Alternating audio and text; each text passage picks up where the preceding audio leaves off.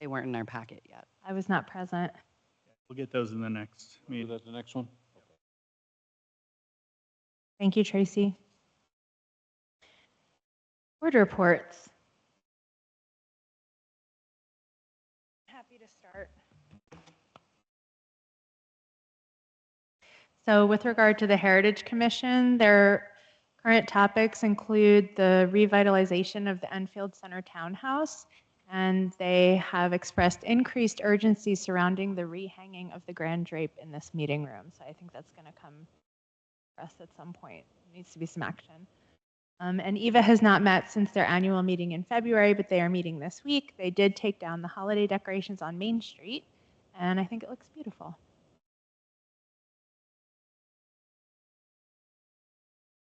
John, would you like to go next? The Energy Committee has not met. We bumped our meeting to the end of the month. However, we have had a couple of people who are leaving, so confirm that there will be a couple of openings on that committee. Conservation Commission met on the 5th. The substantial portion of the conversation surrounded the upcoming rodenticide public kind of information session that occurred this past Sunday, so yesterday. It was pretty well attended, and they gave information on what rodenticides are. If you're not familiar, they are rat killers like rat poison. And then they also covered things like traps and other ways to eliminate rats. So it was pretty interesting. The other thing that was covered in conservation pretty substantially was biochar, and they are trying to plan an upcoming public information session in which they have a presentation portion, and then they teach about the biochar in a classroom, and then they go outside and they actually make biochar, and people will be able to take it home. So there will be more information coming forward on that. John, I missed. Did you have any updates? No. Okay. Excellent. Thank you. I So, understand the Budget Committee has a meeting. 26. One of us will be there. I cannot make that meeting, and I have already expressed to Ed, quite honestly, I don't think a week's notice is sufficient.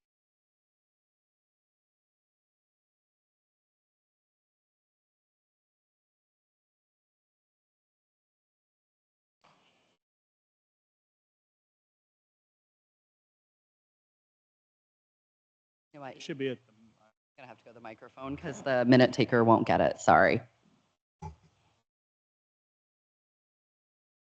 A couple of thoughts, Tracy. The meeting objective is twofold. One is to organize for the year, and the second is to debrief on last year while it's still fresh in everybody's mind. So the new Budget Committee will be present, and members of last year's Budget Committee that are no longer on will be invited as members of the public.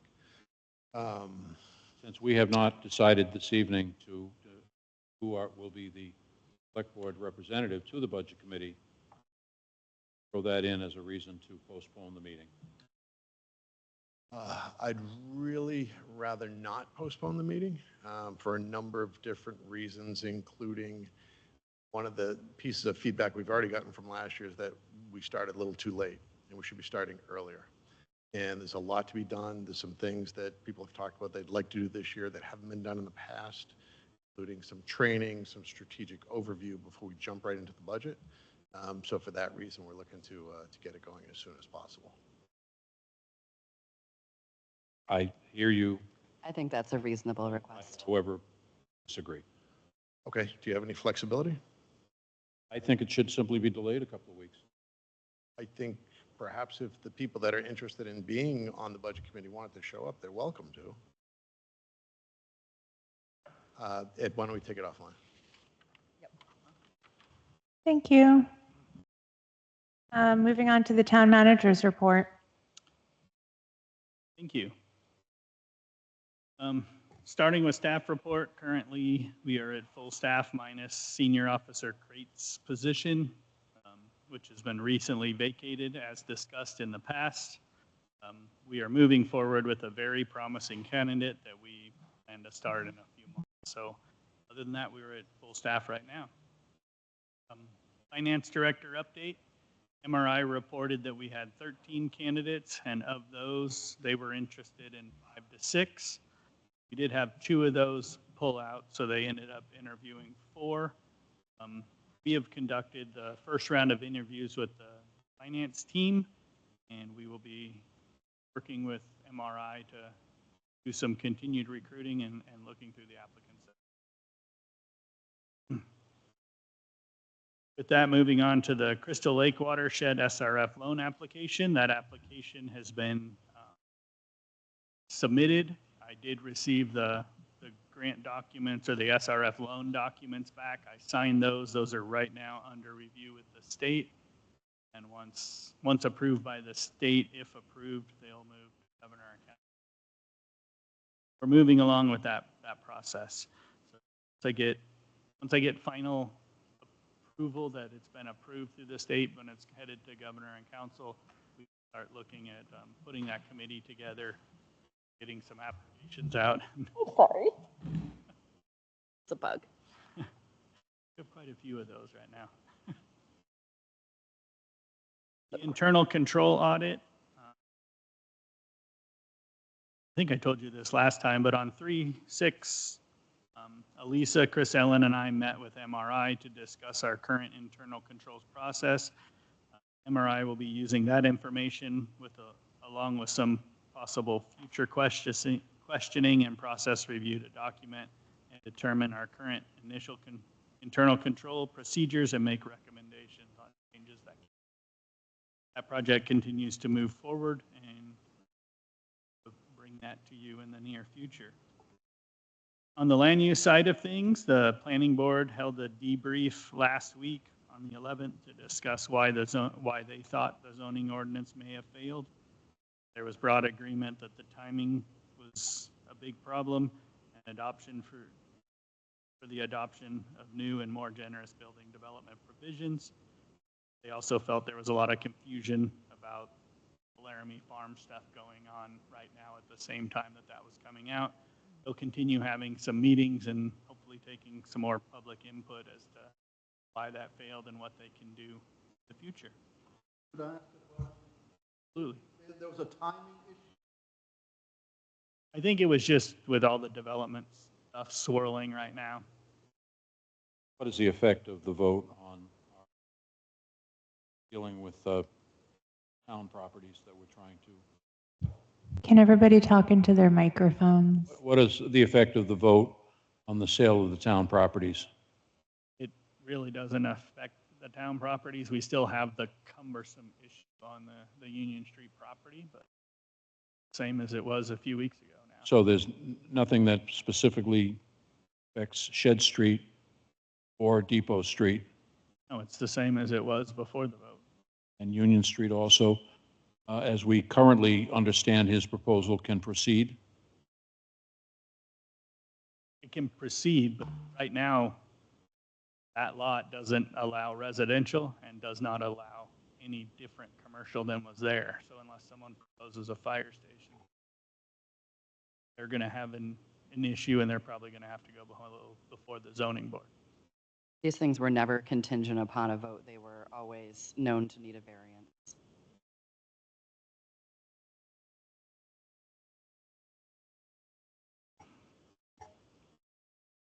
And Main Street, that conceptual plan? Nothing in the vote affects that It's conceptual particularly? at this time. Yeah. You're not aware of anything or might affect that conceptual plan at this time? I mean, there's too many variables to even really discuss that, and it's a Okay. concept at this time. We don't have an application on the table. There That's is no true. zoning there. Fair enough. The Enfield ZBA denied a variance last week for a property on New Hampshire Route 4A that had requested to intrude into setbacks for a new garage and ADU. Reason for the denial included protection of Mascoma Lake and limiting encroachment to the Route 4A. Rob and I will be attending the Upper Valley Business Alliance annual meeting and work breakfast here at Whitney Hall on Wednesday. So we're looking forward to that. And up to date, there has been 13 building permits issued. I have talked with Rob. We'll be getting you guys something soon that compares that to last year so you can watch it throughout the year. Can I ask you a quick question? Sure. The Upper Valley Business Alliance annual meeting open to the public? No, Okay. you have to you have to be a registered member of UBBA. I'm not sure. And then you have to register for the breakfast. Okay. But it's this Saturday at the community building? No, it's this Wednesday in this room. Okay. Thank you. On May 10th, the Enfield Police Department, Chief Holland, Deputy Fry, were recognized by the New Hampshire Police Accredited Commission. The PD was recognized as the 5th department in the state. It's accredited, but also as the first Grafton County department and the smallest agency so far to achieve this accreditation, and also in record time. Congratulations on that, Chief. Yeah, the commission commended Chief Holland and Deputy Chief Fry on the leadership and accountability, and the department and community for the commitment to excellence in law enforcement. In addition to this, Chief Fry was offered a position as a state assessor for the commission, which he has accepted. So with that, there's a letter in front of you that they read as part of the award ceremony, and then I also told Lieutenant Fry I wanted to give him a couple minutes right now just to kind of talk to you guys about what the accreditation process was like and what our continuing requirements will be and show off their nice plaque. Deputy Chief. Deputy Chief Fry from the Enfield Police Department. As you said, we went down on March 10th, last Tuesday, to the Accreditation Commission where they presented us with our certificate for accreditation from the state. We'll hang it up in the lobby of the PD at some point, show it off. So the process began unofficially in 2023, and we officially applied for accreditation in November of 2024. During that time, we had 115 standards in the program that we have to comply with. We have to upload over 450 proofs to show we comply with those standards. Then once we do a self-assessment, they came and did a mock assessment. We sent assessors from the state, which had occurred on November of last year. They gave us roughly like a couple dozen things to improve upon. We quickly fixed those things, and they were back in December of last year for our final assessment, which went very well. They only came up with less than like 5 things we had to fix once they left. We corrected those 5 things, and then in February, they voted to award us accreditation, and then last week we went down and accepted it. So now on a yearly basis, we'll do, so it's a 3-year rolling basis for accreditation. Every 3 years, you do a full accreditation cycle, so you have to go through our assessments again where they come and visit the PD. In between those 3 years, they log into our program and make sure we're uploading our proofs to prove our compliance. Is it? Congratulations. Congratulations. I think it's good, Thank you very good work. much. Thank you. That was a lot of hard work. Appreciate it. Thank you. I will add on to that this is a great program. I'm really glad that the state of New Hampshire even has taken this on. It's nice to have standardized policies and know that we're following best practices. Before the state of New Hampshire did this, we would have had to gotten our CALIA certification, which some of the bigger departments do have, but that costs thousands of dollars. I don't know how many, but it's very expensive to get a CALIA certification. This New Hampshire certification pretty much mimics that at very little to no cost to our department. So 0 cost, as It's great. Chief just said. Great. But This week, the older cruiser that we're getting rid of will be decommissioned as they remove the parts that'll be transferring to the new cruiser. The new cruiser should be online in about a month. The police department would like to thank the select board for authorizing the purchase prior to town meeting, allowing them to order and secure the police cruiser prior to the post-town meeting rush that's probably happening right now. makes it nice. It was a little easier to find a car that way. And you guys know we saved some money, so I'd also like to thank the police department for putting the work in to find a cruiser at a lower rate. And then last week, Sergeant Smith and Ranker had a successful drug detection of a motor vehicle. Sergeant Smith and Ranker continue to train daily and have become a great working. I want to keep you guys apprised of the good things happening there. Yeah. On the DPW front, all documents have been completed for the Granite State Clean Fleets Grant and are currently under review by the state before being forwarded to the Department of Justice. Once the Department of Justice finishes their review, if they like everything, it'll be sent to Governor and Council for signature. So with that, we would like to thank the Select Board again for pulling together the special meeting last week. I know it was an early morning to get there, but approving that grant and allowing us to get those documents pulled together before the deadline today was much appreciated. The RFP for the, I'm going to read a few of these together. The RFP for the walk-behind commercial mower was issued on March 13th. The RFP replacement for the water sewer truck that was approved at town meeting and through the CIP will be issued later this week. A couple training issues there. The Enfield Department of Public Works is hosting a UNH Technology Transfer Center Certified Culvert Maintainer class. This week, we have 8 staff members registered to take the class, and because the town of Enfield volunteered to host it, 4 of those members are attending for. The DPW facility is also hosting a water sewer training class coming up on polymers of corrosion control with one of our Enfield operators signed up to it. Gravel roads in town are doing well. They're in pretty good shape. We have a couple muddy spots and washboard areas outside of Upper Potato Road between Lock Haven and Windy Blood Road. And then the paved roads, on the other hand, I think you guys have driven them, are not doing well. There's a lot of heaving. Mike Sousa, who's worked for the town for 44 years, said this is the worst heaving of roads that he's ever seen. Oh, good, I thought it was me. But with that, we're not alone. Other municipalities in the state are reporting the same issues. So we'll continue watching those roads. Hopefully a lot of them lay back down, but not. Have some work for the budget committee. The town engineers are working on the pre-application to the state revolving loan fund that was for the Shaker Bridge sewer pumping station that was approved at town meeting. A lot of the stuff that got approved at town meeting is already in the works to get completed. On the recreation side of things, summer camp registration for Enfield residents starts tomorrow at 9 a.m. and non-resident registration starts on the 24th of March. Summer camp will have a counselor and training program again this year. Things are going to change a little bit in that program. Last year was the first year we did that. We will allow counselors in training that are entering the 8th or 9th grade in the fall to apply for that. It will be an application and interview process this year to do that, and our hope from that program is to get counselors that we can start training that'll be full-time counselors in the future.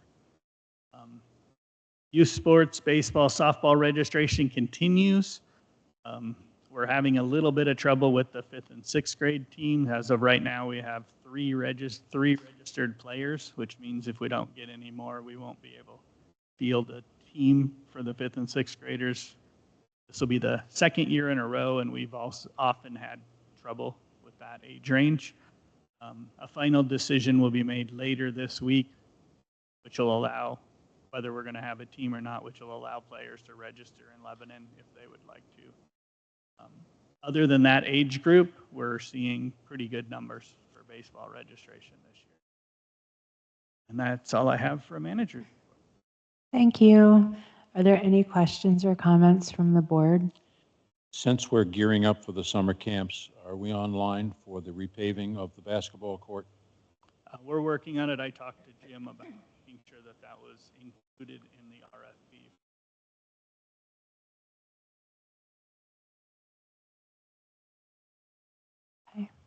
Moving on to the 2026 town meeting discussion. I'm assuming this is to reflect on the ballot voting day. Yes, there's a list in your packet of the lists and what the actual votes were, and just a time for the select board to reflect on those, have any discussions that we may want to have for next year, things that we can look at doing better, look at doing different. I don't know if you guys would like to do it tonight or wait till Eric gets back, but I do think we should have a little bit of discussion on the trails vote, and before I write the state and tell them that we're going to be withdrawing our application for that grant, I would like a motion from the select board to. I think we should begin that discussion tonight. May I begin? Yeah, I agree. Thank you. Notice that most of the articles passed handily, because voters saw them as being useful, as being needed, as being necessary for the future of the town. There were two that failed. Zoning ordinance, and I think there are a lot of reasons for that.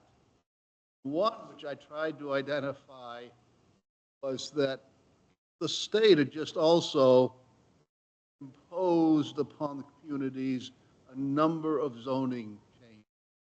And I wasn't sure that we fully took that into consideration. Also, I think there was a psychological fallout of the Laramie Farms project of a scale unheard of in this. But also, I think that some of the public meetings, I'm not going to call them public hearings, but public get-togethers to talk about zoning may not have been all that effective. People may have tended to talk to people who agreed with them rather than being challenged about other possibilities. My concern is, I don't think we want to go into next year's voting with the same set of rules, maps, diagrams, however you want to put it. I think the planning board needs to make some changes. I think it was a little bit too much.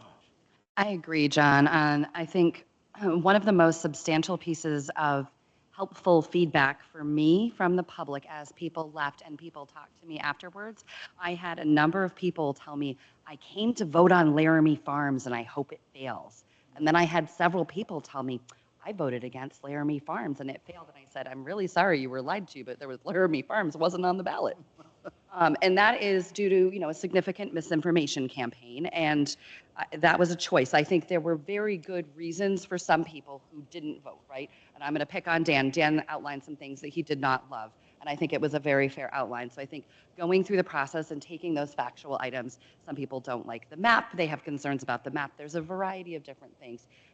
Encouraging that public process. The other piece of feedback that I got that I thought was really helpful in two ways. One was that a bunch of people think the select board changes planning. And I was like, oh, my friends, no.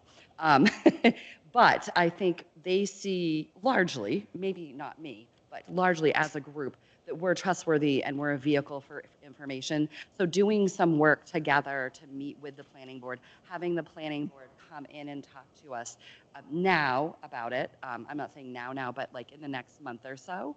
And then as you approach maybe a next cycle where they've incorporated some of this feedback, also maybe trying to, our meetings are very well attended to, incorporate another planning board session, because I don't think the work was entirely invalid, right? I think it had good intentions.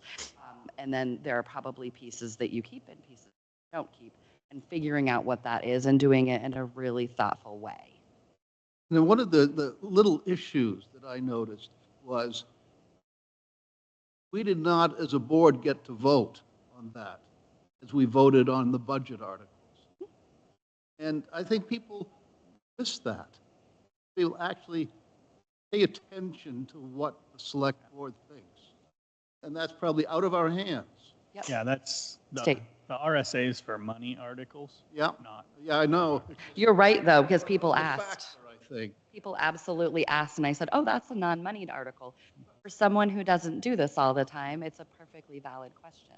A really good point. And I think that Article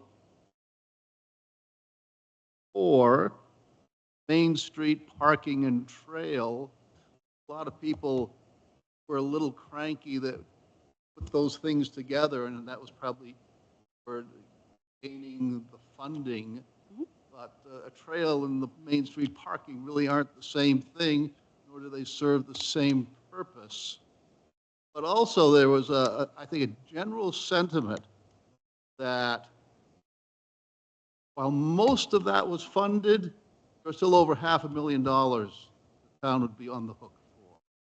And for most residents, $500,000 the town to be on the hook for is just not acceptable. And so I think on both of those, think about this. On neither one of these votes, they required a 3/5, right? No, not the zoning. What? Zoning does Not not. so, no. Yeah, I guess not.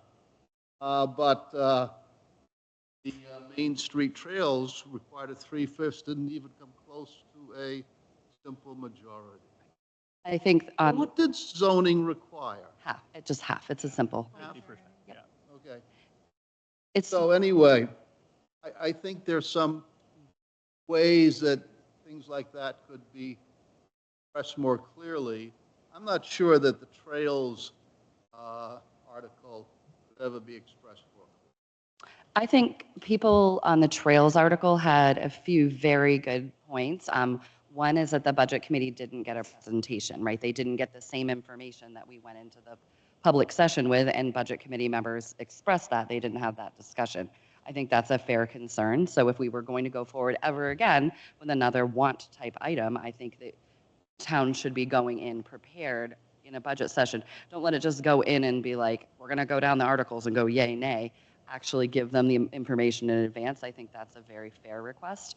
And I think the other thing is we just did 2 very large public projects and people are uncomfortable. We gave them the option and we packaged it as a loan, knowing that we would get a very clear message. And I think we got the clear message, and that's that. I agree that, with John's point, that it may have been too large a package as well, that I wish we had separated out some things. But this year, I want us to look at the possibility, for example, of the crosswalk lighting between Tacoma Beach and the stairwell on the opposite side, 4A. I think that's something that we can do without it being a major project. We can figure out how to do it. We put $25,000 in the CIP for engineering, what we now call that entire area. I believe that's a start. We have the engineering, which we bought and paid for the rail trail, which indicated the locations of the lights. So I believe that we can work with the information we have. I'd like to see us proceed on the pedestrian safety lighting, top of the crosswalk that's already there, go from the Tacoma Beach area to the stairs. I don't believe that's correct. We don't have the engineering complete on those, do we? Engineering for that light was I'm included asking in the Ed project. if you just wait a second, please. So the engineering on those are not complete, but that is in the engineering from the first grant. So I was waiting to have a discussion with the select board, but what I was going to ask Pathways was to stop working on the trail, engineer the RRFB that we have federal money for right now, and we can have a discussion here whether we want them to continue engineering the working along Main Street. That is all part of the last grant that we've accepted and we're working on right now. I do think we stop work on the trail. There's no reason to finish that. But we can have that moving forward. The 25,000 in CIP for the beach area was for the beach and the boat ramp. That would not include in the light. That would be over and above that 20. When we described it, it is noted as simply being for that area. It is not specifically limited to the beach area. What I'm saying is there's not enough the money. Tacoma area. There's not enough money in there to do that. No question. But I'm only interested in the pedestrian safety lights as the next step anyway. I would only feel comfortable having a conversation with budget and then having it go. I know that CIP is separate, but I think this is something that really needs to be tackled because I didn't get the message from everybody. Some people who voted no because they don't want to spend any more money. And some people are very upset that it's not separate. So I think we need to have a very careful and deliberate conversation about how we proceed. And I'm not very comfortable about spending engineering money any further because it's still our money and it's still our tax dollars. So I think we need a very clear plan, and I think stopping until we have a clear plan is the way to go.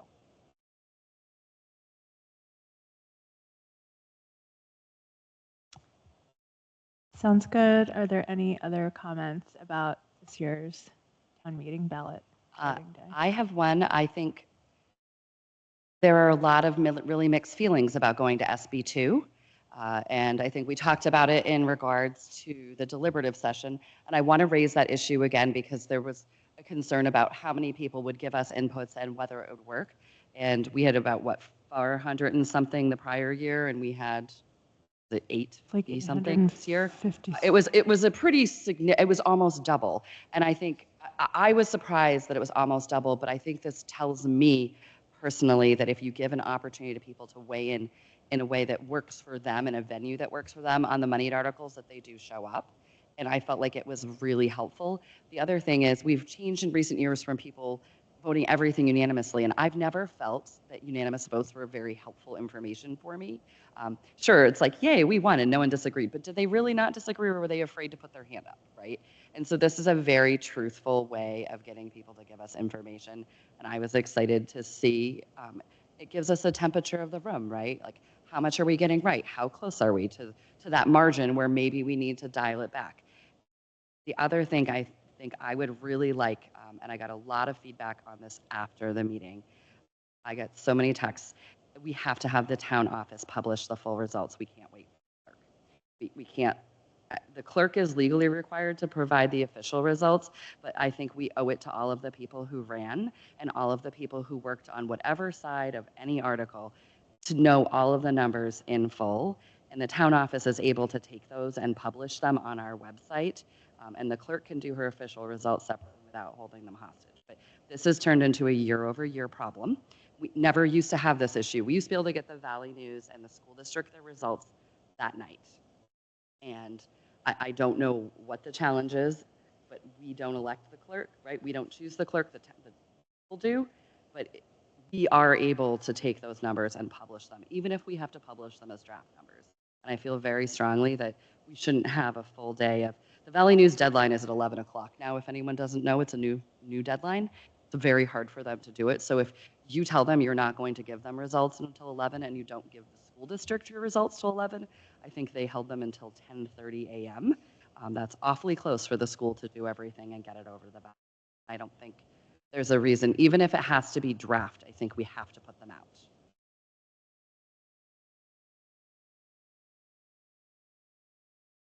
Thank you, Kate. Any other comments? I'd like to wait for Eric to officially vote to turn back or not turn back money on the trail. I think it makes sense to do all of us. So it's a very clear message. I missed the last sentence. On the trail, I think that I would like to wait for Eric to vote on whether to turn back the money. So it's a very clear message from all 5 of us. Ed asked for With full respect to Eric, I do appreciate what you're saying. I think we had a legitimate public vote, and I believe the public has spoken.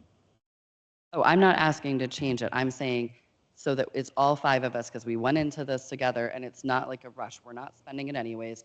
We're not changing the outcome. And we're going to be having a conversation about budget position and all of that. So I think we could do another town meeting follow-up and do it together. That's my take. Referring to Ed's need to tell the state that we're not accepting the money, I'm a little confused. Ed asked for a motion. Yeah. And what's your time limit on that, Ed? There's no time limit. Okay. That's why I'm not in a rush.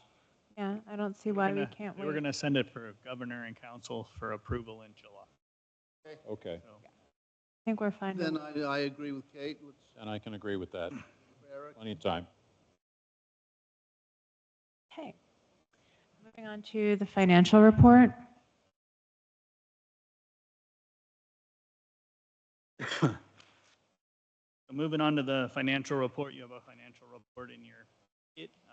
As I put in there, still a little early to be projecting revenue and expenses, putting some things out, but I did want to highlight a couple areas in revenue.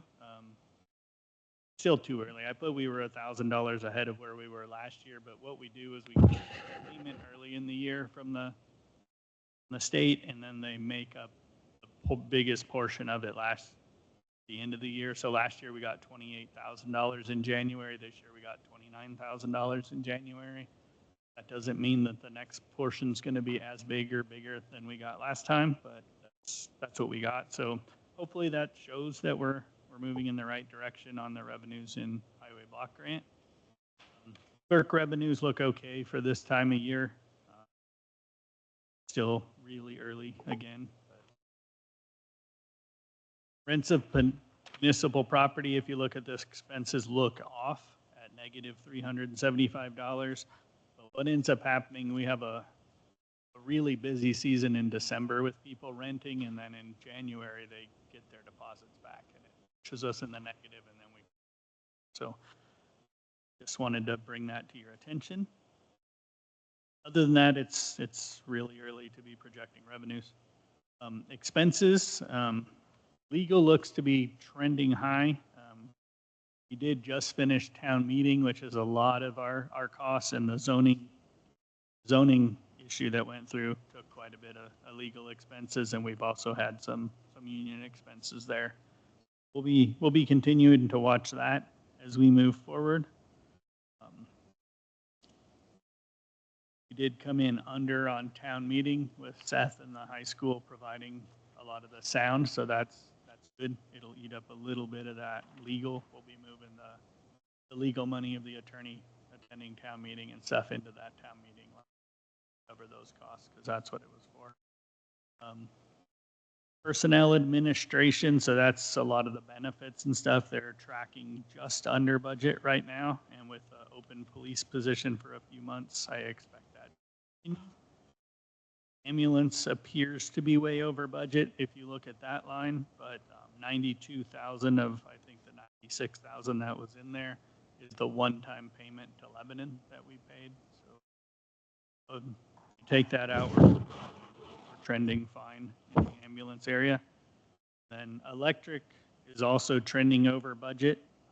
We had extreme cold in January, February, which did not help. I think pumps worked pretty hard to keep buildings temperature, so we'll be continuing to watch that as we go forward. But if we looked at last month's or the last couple months' bills, they were 2 to 3 times higher than the bills were in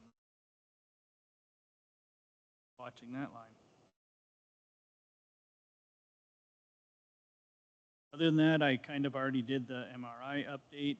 Treasurer's report, as of right now, we have a little over $7 million with cash on hand. The general operating account is $1,281,000. As you guys remember, and it's listed below, we spend almost $1 million, a little over $900,000 a month. Cool. So that'll kind of trickle away as we're coming into the next tax season. So we'll be continuing to watch that, but overall we're sitting in a pretty good spot on cash on hand. I don't know if I mentioned this. I think I did mention this last month, but we had looked at possibly moving the savings sweep, which is the building account, into a little more interest. But working with Mascoma Bank, they actually raised our sweep savings account interest higher than the states. So we're getting pretty good interest in that account right now. So we're going to. Other than that, I think the only real big thing to report is that the 2025 taxes are 96.4% collected. So it's a pretty good collection rate. There's very little left over from the first issue tax bill. Continue moving through that and watching that, but other than that, everything is pretty much the same on here except for the grant section where we added I added it in red, but it does look like it's going to end up being awarded the $209,000 for the truck that was not anticipated. So as of to date in grants, we've applied for 225,917, and we've unofficially been awarded 224,717. You guys have one on your agenda tonight that is not on here. Can you continue working on the grant front to see if we can save as much money as possible? The other thing that was asked last time by Eric was the community nursing account. So I added that at the bottom of the trustee of trust funds thing, and I put it in bold. It's a donated fund, community nursing, and as of right now, we have $70,865.20. We are currently not spending the $30,000 that we projected since we've contracted our own nurses. Quite a bit less than that. I don't have the number for what the cost is, but I think I can easily say we have 3 years expenses in that fund right now. Something that we should continue to look at fundraising for, but we do have enough in there for the next. And that's my finance report. One of the revenue sources that I'm seeing listed is $11,000 in franchise fees. I assume that's from Xfinity. No, we've canceled the contract. Is that? I'm seeing $11,190.77 on page 38. Is that the budget? Says revenue report.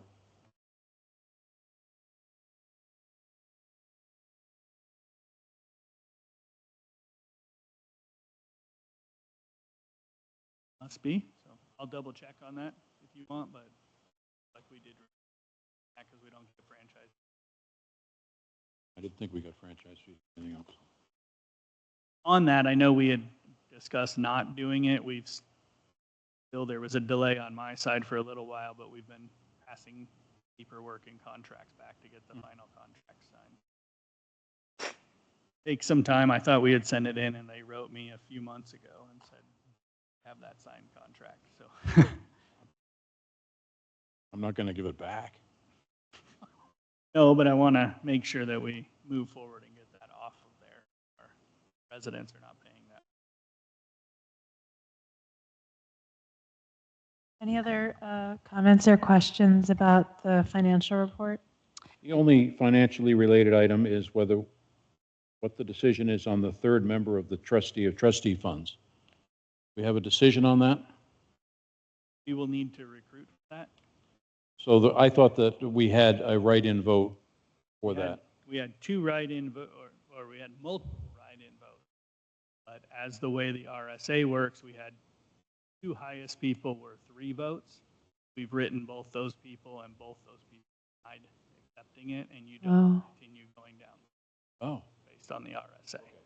That was the point that I hadn't heard, that both Dwight people declined? denied. Dwight declined and John Carter. Okay. That was the point that I hadn't heard. So, and we fill that through an appointment, do we not? Yes, we will fill that through an appointment if we can find. So we need to recruit someone, and Can you ask Cindy for us? Cindy Hollis, whose term expires today. Can you ask her for us? Okay. I mean, she has quite a bit of experience, and not everybody always. I feel like they're going to be asking her questions anyways, I guess where I'm going with this. Maybe the answer is no, maybe she'll be a resource, but not everybody always runs in to sign up for office either. and despite whatever the length of term that she is asked to fulfill, if we find someone else, then she would be able to leave if she wanted to.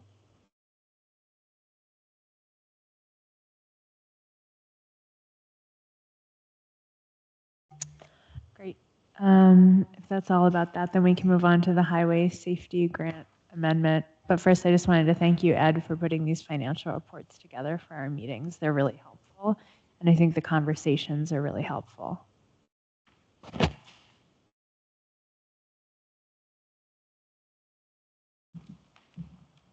On the highway safety grant, I will let Deputy Chief Fry discuss. Good evening, Deputy Chief Fragan. So back in, I don't know, the fall, we applied for a highway safety grant, which was awarded to the town and which was approved by the select board. So the original amount was like $6,000, right around there. So they put out a notice last month that they had additional funding that we could apply for towards mobile data terminal, which would be, we needed to replace the one that's in the cruiser going away, be installed in the new cruiser that's getting outfitted. So we applied for that extra funding, and we were awarded $2,759.20 additional on top of the original award, which brings our total award amount up to $9,659.20 from the grant. So I'm just looking for you guys to approve the additional $2,759.20, which will fund 75% of the new mobile data terminal going into the new cruiser of about a month.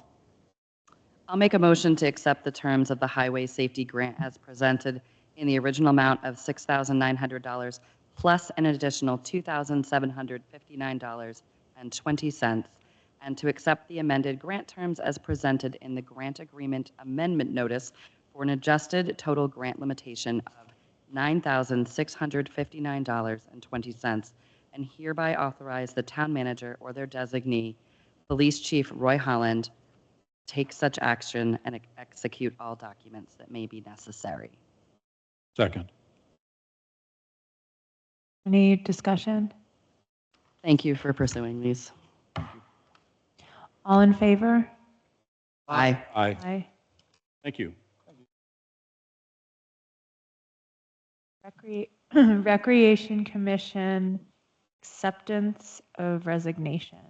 I make a motion to accept the resignation of Chris Bousquet from the Recreation Commission and to direct staff to include the vacancy in the next round of board and committee appointments, and hereby authorize the town manager or their designee to take such actions and execute all documents that may be necessary. Thank you. I'll second that. All in favor? Aye. Aye.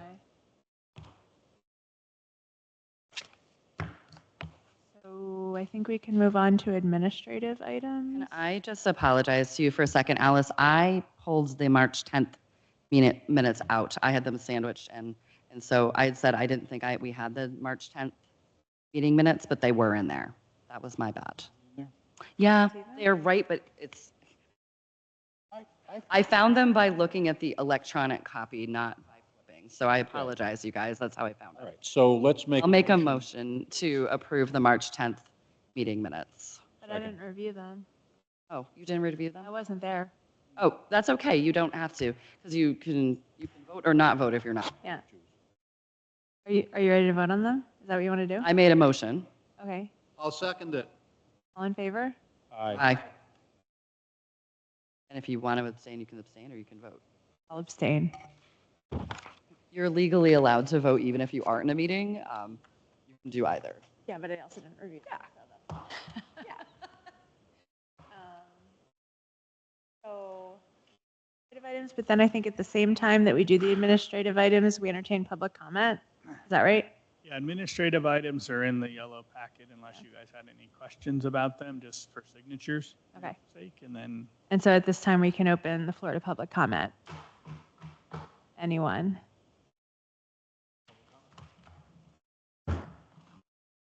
Hi, Dan Regan, Lock Haven Road.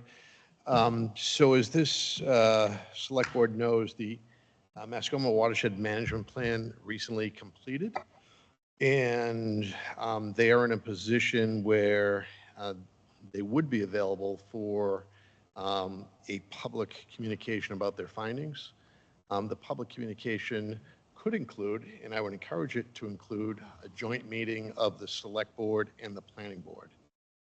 I think, as we all know, the lakes in this town are extraordinarily important to us. This is about an 18-month project where they did a comprehensive review of everything that's going on with the watershed, not just Lake Mascoma, but the entire watershed. And they have put together a plan that at some point you will be charged with reviewing and voting on, because it will cost money to implement the plan. So what I would suggest, obviously up to you, is that after Martha, Rich, and I spoke, and we talked about, what makes the most sense now, it seems like waiting until the summer residents come back in order to have a public meeting. So on or around June 15th, again, I'll leave the logistics and the format up to you, but I would suggest a joint meeting of the Select Board and the Planning Board that invites the entire public, anybody that's interested, to come in. I would suggest the presenter be somebody from FB Environmental. There was a woman by the name of Grace that kind of ran the whole thing. And I say that because I think they're the most independent and they carry the least amount of baggage with them. If you have somebody from DES come in and present, everybody already has an opinion on DES. So if interested, I would be happy to get in touch. I did serve on that committee. I'd be more than happy to get in touch with FB Environmental and see if they could come in person or do it via Zoom, if that would be preferred. I'm game. I would be interested in that. Okay. That's great. Okay, good. So I wasn't planning on this next one, but I want to make sure that I'm doing the right thing as it relates to the Budget Committee getting together. And just to continue, it looks to me that your next meeting is April 6th. So that's 3 weeks from today. Is it fair to assume that you would not determine who your Budget Committee designee representative is until April 6th? And therefore, you wouldn't want to see a That's budget. when Eric is scheduled to be back, yes. So you wouldn't want to see a budget committee meeting happen until after April 6th? I've only expressed my opinion. I was one of the feedbacks that suggested that the budget committee start their planning process earlier. So I'm not against the 26th meeting. So you, I'm the same. okay. So 3 out of the 4 of you would be okay if we moved forward with the meeting. Okay. Tracy, I apologize. No, hey. But I do think it's I'm important one to vote, that's move it. forward. But thank you. I appreciate it.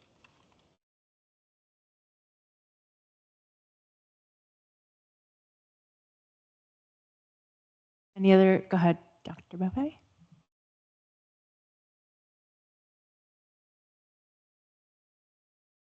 I think, although there are those among you and in the community that disagree with me on a lot of things, that I hope you can see me as somebody that really is concerned about process. And in looking back to this most recent cycle, there was some issue about communication that I think should be seriously considered and addressed. And an example of that is the podcast regarding Article 4, the Walker Mile grant. There was a split select board vote, 3-2 in favor of that article, a unanimous budget committee, 0-10 against. There was a public hearing that there was overwhelming public statement against that happening. At the deliberative session, the amendment to zero out that article failed. And there was an extended discussion with both for and against. I don't think there's controversy to any of those facts. This was followed up between the deliberative session and the voting last Tuesday by podcasts, one of which was a podcast by our town manager, Ed, with Kate Plumley Stewart, Nate Miller, and was moderated by Angus DeRocher. As far as I could find in public records, there was no group, public, board requests for that sort of presentation, so that those individuals were doing it as private individuals. But if you listen to that podcast, as I did, it was exclusively positive in an explanation and advocacy for that article. Once that came out, I made a request to the town manager for a town podcast of the counterbalancing viewpoints that were presented at those meetings publicly, and would not have included anything that was not, even though it was my personal opinions. That request was declined. I think if we're going to provide public information on public podcasts, on public time, at least of the town manager, it should be allowed to be balanced on both sides of the issues. Thank you. I'd like to correct Dave because he's wrong. Nate Miller was not involved in that podcast and did not speak. No, Nate Miller did not speak in the podcast. You are lying. I asked him to help me interpret the road data, and I was very clear about it. But I know that you don't like the podcast and you want people to do your work for you, but that's not how government works. Our job is to take facts and present them. It was very clear, Dave, and I said it. It was a want, not a need, and I said people don't have to vote. Our job is not to take your misinformation and spread it for you. That's your opinion. I have mine. Nate Miller's name was mentioned in that podcast. I'm sorry if my hearing is not so good that I could understand who was saying what, but I did hear a male voice right after his name was mentioned.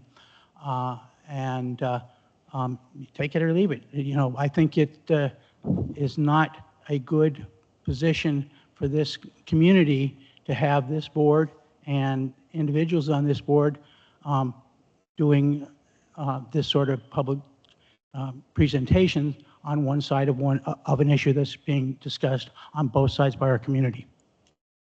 I'm going to take the position that when the school board needed to explain to the community the reasons why things like pipes were broken and stuff like that, they did go on tour and they always have. Part of developing something and having it be a reasonable item to ever be on a warrant article is being able to explain it. That is the budget, that is the zoning, and that is every other piece of business. If we cannot tell people the factual reason why it is on there and what they are voting on, whether agree or disagree, and you absolutely should be able to say to people, this is a want or a need, right? You need to be able to do that, and it is totally legal, and it is very normal, and it is something that everybody does. We provided an avenue with a podcast. You asked Angus to do your work for him, and you don't like the outcome. It was certainly not surprising that he declined. I think that the information that you provided was not provided by those members at the deliberative session, which is a place that the whole community gets to discuss this, not just those people who know how to use podcasts. I think we're good there on that. I had another little, nothing to do with that. Can you, microphone? Oh, I'm sorry. Oh, there might be someone online too. Go ahead, Tracy, and then we'll go online. We didn't discuss the select board policy rotation of chair and vice chair, which I appreciate your work. I don't agree with it. I like the way this board does it, and it came out tonight the way that I'm pleased to say is our normal rotation. However, in reading it, it made me think about institutional memory for a select board. So I went online and I came up with a nice document, which I just want to provide to each of our fellow members from the town of Nottingham and just ask them to look at it, because I think it's a nice document just to read, just to think about institutional memory with regard to how select boards work on a regular basis. Can you pass one on to Ed? Can you send this via email so it's in the record? It's online. I didn't download it electronically. Okay. But if you crunch Town of Nottingham Select Board, you'll find it, as you see. Anyway, it's just a nice document, and your document made me think about institutional memory, which I happen to fairly important. And so I downloaded this. It's just something to read, and I would appreciate it, people. Just read it, and if there's a future date for us to think about something, then so be it. Yeah, we just created that one because what we've always done here is just cycled through, and with 5 people, that's. No, I appreciate your effort. I really do. I'm pleased with how things come out, doing it the way that the board has. That reminds me about something I'm pleased about that I didn't think I was going to be pleased about. I was really against going to 5 members. You may remember that. Yes, This really works well. I think it does.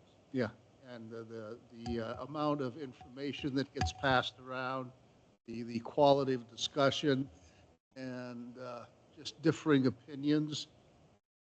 It's more diverse, and it ends up, you make better decisions. And here's the thing.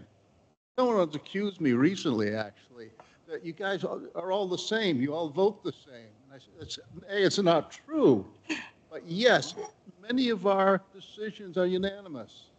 Why? Because we've come to the right conclusion, I think. And we talk about it. And we talked about it, yeah. So I think we need to feel good about that. Interestingly, I don't know if it passed, but Canaan apparently It is did. going to 5. Did it pass? Did. Yeah. They liked our example. I was asked by other communities ahead of some of their votes if I liked 5 personally, and I told them I felt like it gave me a really good chance to get really good input. I think it's smart of them. And also, when we had something that really needed to be done that was an item, I'm going to say, like, say you have to do an employee item, like a review. It's very hard to do actual work sitting at this table together, where you can have 2 people now legally sit down. You're not usurping public process, but you can have something then as a draft that all of you can work on and do a really good job of. It's also nice to know, like, if you're out in public bopping along and you see somebody, you know, I'm gonna be like, hey, high five, nice to see you. You know, there's certain people in this community who will try to say you're undermining public process. When we see each other out in public, we're like, high five, we're not in the board meeting. That's right. But I think it gives that little bit more surety, right? Because it takes 5 people to do something, so there's less of the secret meeting. I think, and I think this is a stronger town for it. I do believe that. Absolutely. Wonderful. Next question is, do we want to go back into a non-public? One We person. need to go online to hear from Sharon Buffet. Okay, I'm sorry. Sharon, could you please speak?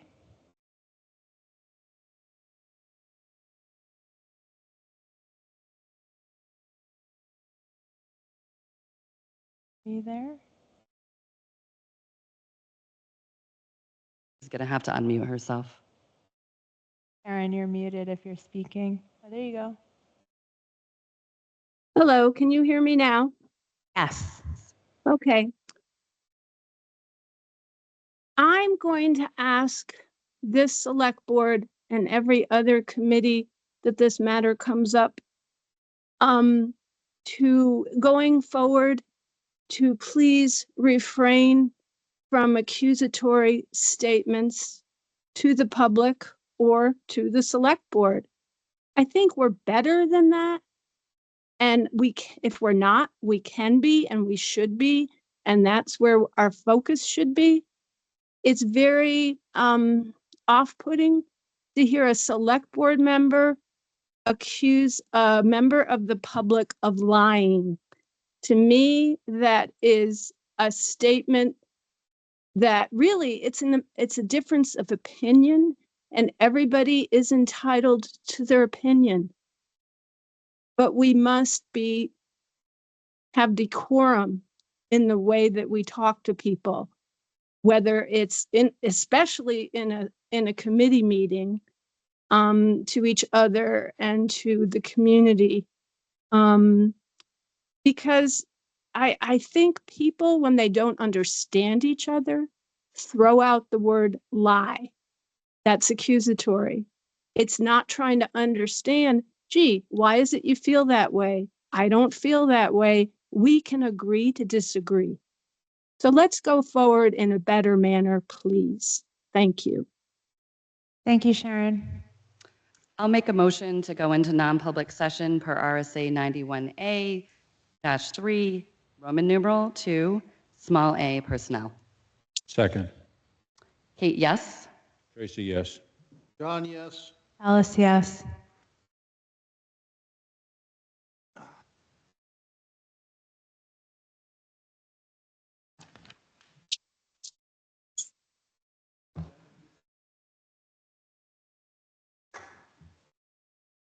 I do.